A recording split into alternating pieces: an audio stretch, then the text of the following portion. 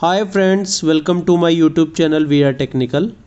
Today I will tell you how to increase or decrease print darkness in these mentioned printer series. Let's start the video. This is MFP M438 model. So its tray is empty.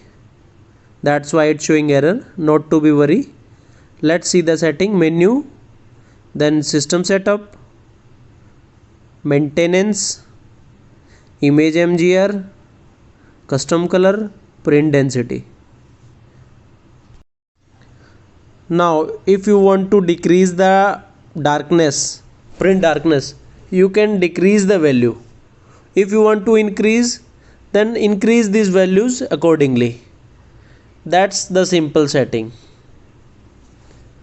Thank you for watching. Please like, share this video and subscribe the channel. Thank you.